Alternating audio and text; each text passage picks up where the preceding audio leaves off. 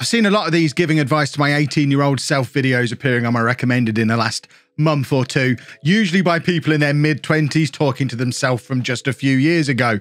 I figured I've actually got more of a unique perspective for a video like this because there's a full 21-year-old adult between me and my 18-year-old self. And if I had the chance to talk to them, goodness me, would I have a lot to say. In this video, I'm going to tell you the 10 things that would come to mind, first of all, to tell my 18-year-old self as and when I master this time machine I'm working on.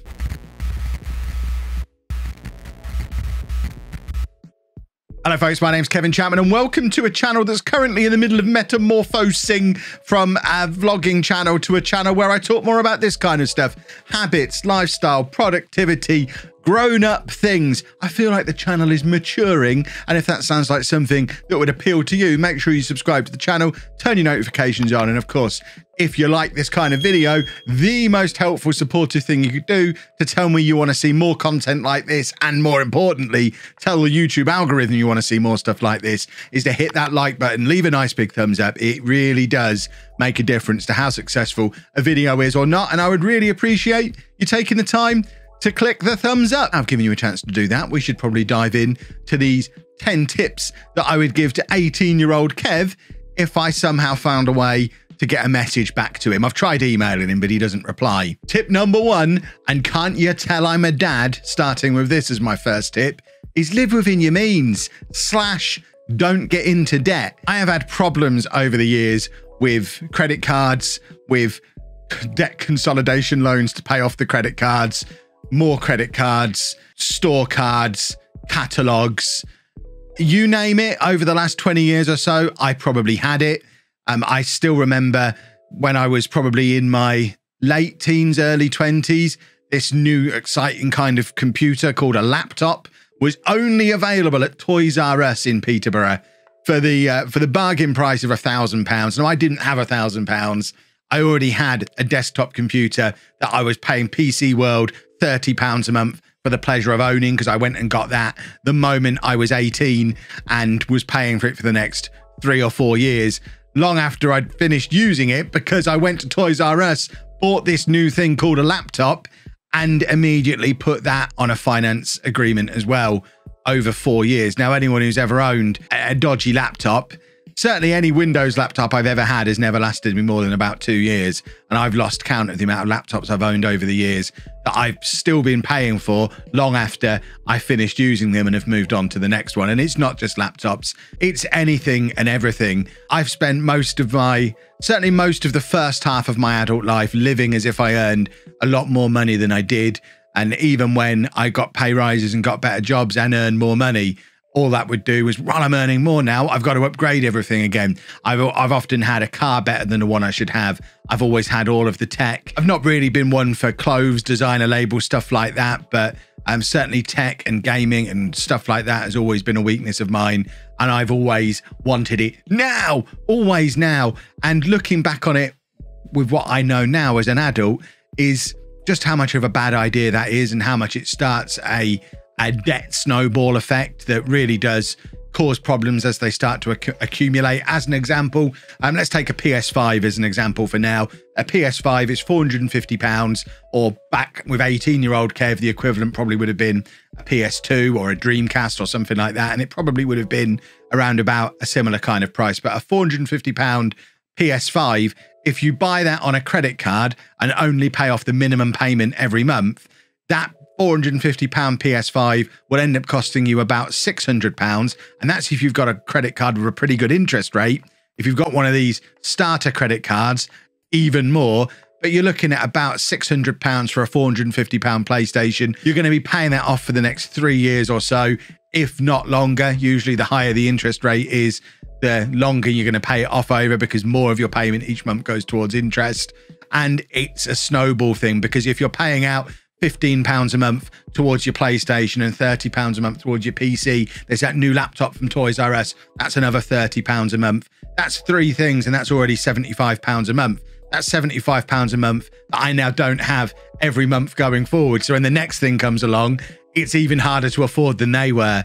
And this is where the snowball begins. And without really realizing what's going on, and even with being what I've always considered myself quite an intelligent man and quite switched on, it's very easy to accumulate a lot of debt very quickly that it is then very, very difficult to climb back out of. So 18-year-old Kev, for goodness sake, don't spend more than you earn. In fact, on that note, tip number 2 for 18-year-old Kev, spend less than you earn. Start saving some money. It doesn't matter how much money you're earning. And my parents did their best to drill this into me when I was a kid. I used to get my pocket money every week. And the rule with my pocket money would be that I was only allowed to spend half of it. The other half had to go into my savings account at the post office. I'm sure it was at the post office. Why it was at the post office, I don't know.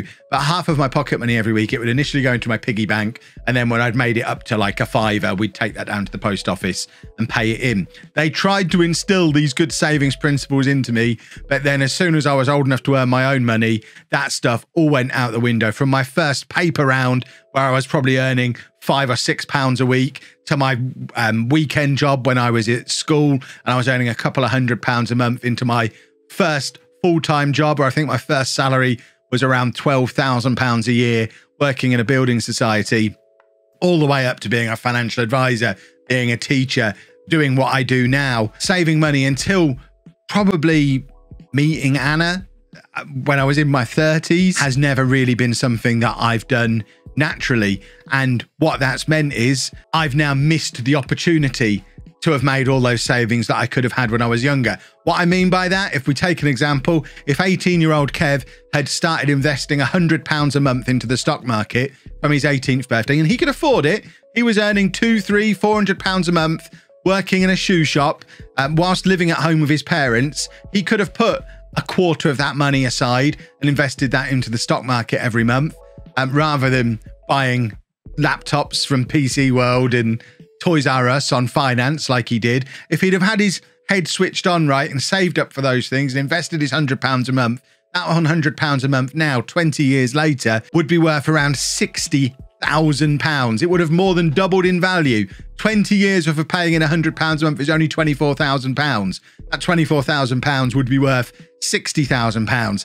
And what's more, if he'd have carried that on until retirement age, by the time he retired, that £100 a month that he's been paying in since he was 18 would be worth over £500,000. Compound interest is a magical and wonderful thing that I'm missing out on because of the mistakes of past Kev. And I will spend the rest of my life playing catch up, because even if I pay in £1,000 a month now, which is a lot more than £100 a month, I'm never going to make back that lost compound interest that little Herbert 20 years ago decided to waste for me so that he could buy a pair of Levi 501s that he was too fat for. So past Kev, if you find this video some way, somehow, for goodness sake, save as much of your income as you can. Payday, stick it into a savings account. It doesn't need to go in the stock market, although when it starts to build up, that would be a sensible place for it to go once you understand it.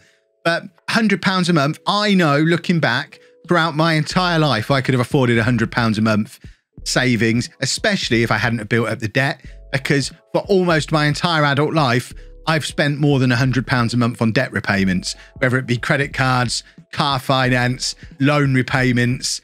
There has rarely been a time when I've not had at least £100 a month in debt repayment. If I'd have done everything the right way round, not taken on the debt, I could have always made those savings, and I'd be sat here now with £60,000 that I could just chuck up in the air and show you all how rich I was. And on the topic of being too fat for a pair of Levi 501s, tip number 3, value health. I can speak from experience and tell you it is an awful lot easier to stay fit than it is to get fit. I mentioned that I had a paper round when I was younger. I used to cycle for probably 45 minutes to an hour every day delivering those newspapers. I would play football regularly. I played for all 4 of our school teams at sports: football, rugby, cricket, and basketball. I was a very energetic, sporty teenager who very quickly, once I left school and got a sit-down job at a building society and got my own place, and the whole sport thing just became less and less and less of a priority. And now there is not a chance I could cycle for 45 minutes. I could train for the next 3 months and probably not get to the point where I could cycle for 45 minutes. I'm overweight. I'm unfit. I have been trying hard for years to try and reverse that process, but so much damage has been done. It would have just been so much easier just to stay fit in the first place. Kev, have one less pork pie and maybe walk to the shop to pick it up rather than driving there, and you'd be surprised the amount of difference that could make over a 20-year period. Please value your health. We've been pretty tame with the first three, I think, but number 4 has the potential to be a little bit controversial with some of you, I think, but number 4, just take more risks. Looking back, I think pretty much every mistake I made throughout my 20s, looking back, it was fixable. And I think I probably could have made more mistakes and taken more risks, knowing that I probably have time to fix them. I mentioned the fact I took on too much debt, but it got fixed. I mentioned the fact I didn't start saving early enough. It got fixed.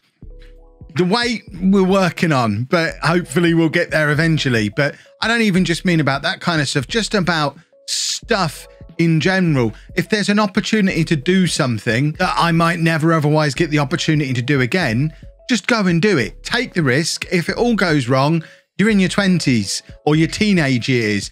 You've got time to turn it around. You've got time to fix it. Take more risks. You've got loads of time ahead of you to fix anything that goes wrong. Unless the risk you're going to take is like going to lead to you dying or something. That's harder to fix. We haven't mastered that one yet. Even in the future, I'm sorry to say, Past Kev, 20 years later, death is still permanent. So don't push it that far on the risk taking. Another thing I'd tell young Kev to do is to go and learn some marketable, useful skills that will help him out in whatever his future career ends up being. Graphic design is a fantastic example of something I've lost count of the amount of times I wish I had any idea about. I wish I could even do the basics of, but I just don't. And because of what I do as a job now, it would be a really useful skill, but not quite useful enough for me to go out and learn it when I could be learning more about video editing and productivity and all those kind of things. And of course, if I'm telling young Kev to go and learn a new skill, the best place for him to do that is with this week's episode sponsor, Skillshare. Skillshare is an online learning community for creative and curious people and has all sorts of classes on topics ranging from illustration through design, photography, video, freelancing, productivity, and lots more. I think specifically, I'd probably start on this course, Graphic Design Basics, Core Principles for Visual Design, that just takes you through step by step the basic principles of graphic design, which you can then apply to whatever fancy software or design process you end up doing. If you get the basics right, similar to how when I was learning to become a programmer many years ago, once you learn the basic principles of programming, you can then go and apply them to all sorts of different programming languages. Graphic design stuff looks like it's the same kind of thing. Learn the basics, apply that stuff to the specific projects and software that you end up working on in the future. Skillshare is curated specifically for learning, meaning there's no adverts, they're adding new content to it all the time. And not only that, it's less than $10 a month with an annual subscription. Plus, if you're one of the first 1,000 people to sign up through my link down in the description below, you'll get a free trial of Skillshare Premium. So really, you have nothing to lose. You could do what Past Kev didn't and go and learn a skill that will help you out in whatever career you end up doing. Or it might just be something you can do and have a little bit of fun with. Either way, you should go check it out in the description below. It helps support the channel and it's really, really cool. Tip number 6 is travel more. I wish I'd done a lot more travel when I was younger. And it's one of the things I'm most looking forward to doing over the coming years. Now my kids are getting a little bit older and starting to not want to come places with us. But certainly going and traveling and seeing the world and getting out there is going to be a lot harder and more expensive for me to do now than it would have been if I'd have done it when I was a teenager. I am now old enough and grumpy enough to not be interested in sleeping on £6 a night youth hostels. And to be honest, they probably won't even let me in because I'm certainly not a youth. Things like the travel cards to get you around Europe, the rail card things, being able to go and live and spend a certain amount of time in a country on a youth visa, all of this stuff. These doors are now closed to me, but they're doors that would have been open if I'd have done it when I was younger. I should have gone and traveled across America. I should have gone and traveled across Europe. I should have gone and seen the world when it was cheap and when I could get away with doing it really cheap, because doing it now, I'm going to have to stay in proper hotels. I'm going to be limited by making sure that I'm not working while I'm there, and visas are going to be harder to get because I'm not taking any special skills and I'm old, and it just all becomes a little bit more complicated. I'd always kind of had this plan that I was going to do the traditional life in reverse. Rather than having my fun when I was young and then having my kids later, my plan was have the kids early and then have my fun later. And on it as a theoretical plan, that is a good idea. I certainly don't regret having my kids young. I love the fact that I'm nearly 40 and my kids are nearly old enough and independent enough for me and Anna to go out and do our own thing in our 40s while we're still young enough to be able to do it. I think that's a big advantage of the way I've done things, but I maybe didn't put enough research into it. And I haven't looked into this too much because I know I'm beyond it, but I can't go and live in Australia for a year on a youth working visa now because I'm over 30. And not that I probably would have done, but there's lots of examples of that throughout the world where it just becomes a little bit more difficult to do doing it later. Plus, you know, I've got my high blood pressure now, so I've got to have my tablets. I can't disappear around the world for 6 months because I'd need 6 months supply of my tablets to come with me, and all this stuff. Just do it when you're young. Go and travel, see the world. Number 7 is stop caring what people think, or stop trying to fit in. Phrase it something like that. But looking back on my adult life so far, I find it hard to argue with the fact that it kind of began when I was 30. My late teens and throughout my 20s, it was all about trying to fit into what I thought was expected of me as an adult. So I went and got the jobs that I thought I was supposed to get. I did the things that I felt like I was supposed to do. I missed an entire console gaming generation because I felt like, I'm in my 20s. I'm a dad. I'm married. I shouldn't be playing video games anymore. So I missed out on them. I stopped reading comic books. I stopped doing the things that I was interested in and the things that I enjoyed because I felt like I should be doing these other things because that's what society expected of me because of the role that I was in as a young executive working in a bank or a married dad.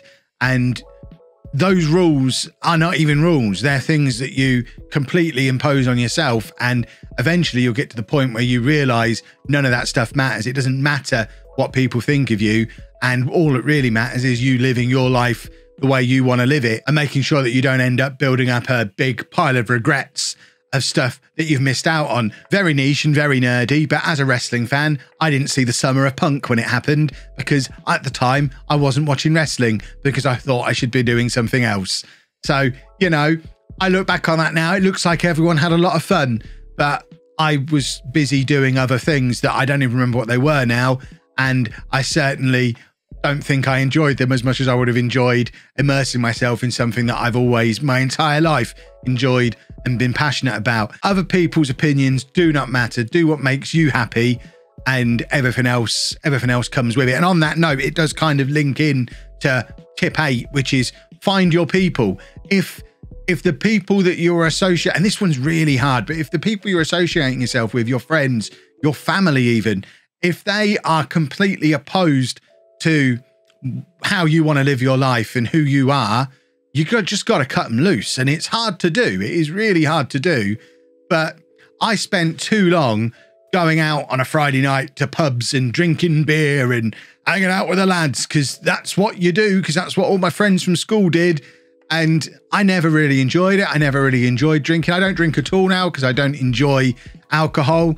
So I just, again, got to the point where I was like, why am I doing this? I don't enjoy doing it. I'd rather be doing something else. I spent far too long pretending to enjoy the things I thought I was supposed to enjoy and ignoring the things that really mattered to me. I got back into reading comic books when I got my first iPad and found the Comixology app. I'd gone 10 years without reading a comic book. I regret missing that 10 years of something I'm passionate about. I didn't go to my first Comic-Con until Anna dragged me along to it. Not long after we first met, we went to London Comic-Con May 2012. And it's like, that's almost the date that the second part of my life began. Everything changed that day because for the first time in my life, and this is sad because I was just about to turn 30 and I walked in there and felt for the first time in my life, I was surrounded by my people. This was the kind of place I was supposed to be. Everyone was interested in the same things I was interested in. I could be weird, I could nerd out, and everyone else was doing it too. And from that moment on, we've gone to so many conventions. I've described some of my happiest memories around being associated with these people and around these people who I didn't know before 2012. And the people I did know before 2012 have kind of drifted away because they weren't into the same things that I'm into, and they didn't understand who I was as a person and what I wanted to do with my life. I have such happy memories of wandering around the Earl's Court area of London on a Eurogamer Expo weekend, and everybody is in cosplay and everybody is nerding out and everybody is holding the Nintendo DS playing Street Passes, and the nerds took over that part of London. I remember when Pokemon Go first came out and we had an event in Nottingham, and we were wandering around Nottingham at gone midnight on a Saturday night just playing Pokemon Go, ignoring the drunken people all around us and just having a great time on our own in a big group of nerds. And it was just fantastic. And I have enjoyed so much more my 30s than I did my 20s, because in my 30s, I found my people, I found the things that I was interested in. And now I spend every day of my life with those people. Largely on the internet at the moment because we're stuck in our houses, but I get to as many events as I can and I am with my people. Get out there, find your people, find the people who are interested in the same things you are.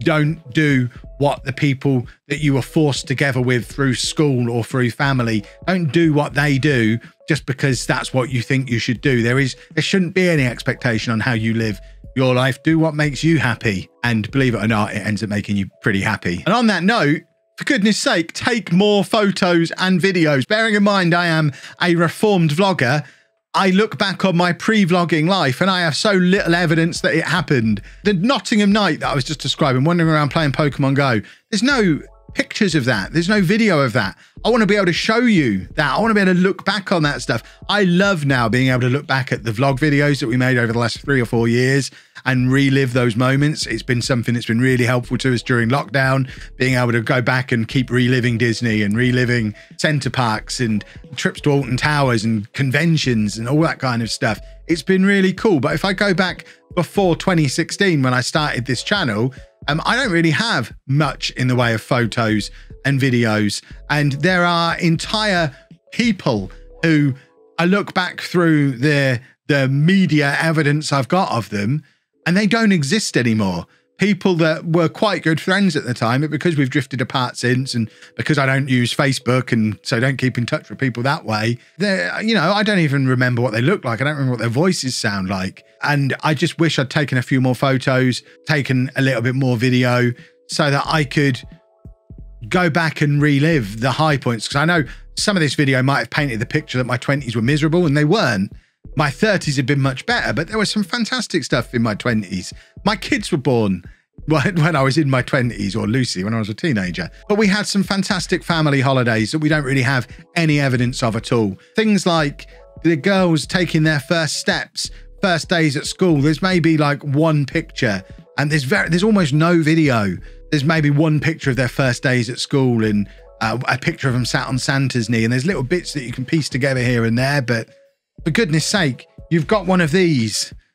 Even 18-year-old Kev, you had a phone with a camera built into it. I know it was rubbish, but take some pictures of it. You got that PC that you got from PC World on finance, that came with a digital camera.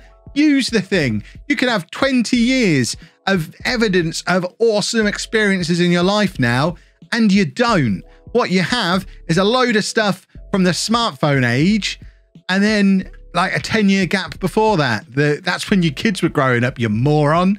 Where's those pictures? Where's those videos? Document stuff. And then my last tip, which has been a mantra I've lived with for a long time now. I've talked before about how the 4-Hour Work Week by Tim Ferriss completely changed my life. Without reading that book, I wouldn't be where I am now. I wouldn't be doing what I'm doing now. It's a total life changer. And one of the principles from that book is that it's easier to ask for forgiveness than permission. For years, I was afraid to start doing this because I felt like as a teacher, I couldn't have a YouTube channel. I couldn't have a social media presence. I started podcasting in 2009, and then I became a teacher in 2012.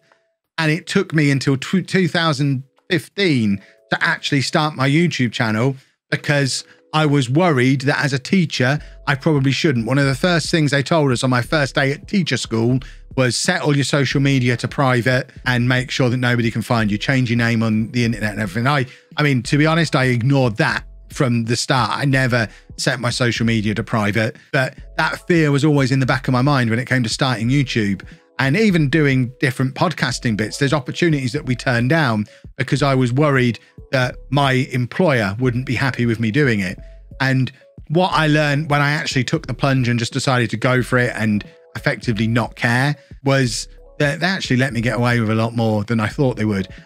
I did get asked to stop streaming on Twitch towards the end of my time as a teacher, but they knew about my YouTube channel. They knew for 6 months I was leaving teaching because my YouTube channel was going well, and they never asked me to stop it. They never had a problem with it.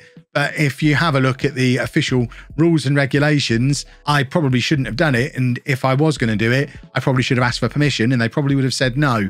But as it is, I just did it. And, you know, like I said before, things are fixable. What's the worst? If I'd have done it and they'd have not liked it, what's the worst that could have happened? I would have had a decision to make, either stop it or leave. They weren't going to fire me for it. And I think sometimes we get a little bit too paralyzed by fear, wondering what might happen if we just take that risk, do that thing that we fancy doing, but are a little bit worried about what the consequences of it might be. And just Past Kev, I really hope you find this video and don't worry about all that kind of stuff. Just go for it. Do what you think is best. And if it all messes up, say sorry and move on and try and fix it. But it's much better to do that than to do nothing, because I started with this social media content creation thing far too late, partly because it didn't really exist when I was younger. But I had opportunities to, like I say, I was podcasting in 2009. I could have been on YouTube then, but there was always a reason not to be. And sometimes you just got to roll the dice and see what happens. And luckily, everything has turned out really, really well after all of that. But there was a lot of getting stuff wrong along the way, and there's certain areas of my life that could be improved if I'd have managed them properly to begin with, not least the money. I'll never forgive you for not starting saving when you were 18, Past Kev. That one is unacceptable. And yeah, having to lose all this weight now is a pain in the backside as well. But just follow those 10 tips, Past Kev, and you will find that your life gets infinitely better really very quickly, even if it feels like you're having to survive on less money and forcing yourself to go out for a run. It'll all be worth it in the end, because you'll look back in 20 years time, and when you're making this video, you'll just be saying, thanks, Past Kev, you're a legend. This is outstanding. And that is a pretty decent outcome to get to. We are going to wrap it up there though, folks. If you have enjoyed this video, please make sure you leave a nice big thumbs up on there for me. Let me know down in the comments what tips you would give to your past self. Is there any stuff that I've said that you disagree with? Any stuff that you think I've missed out? Any really obvious stuff that I should be giving as a tip to Past Kev? Subscribe to the channel if you're new, and thank you very much for watching.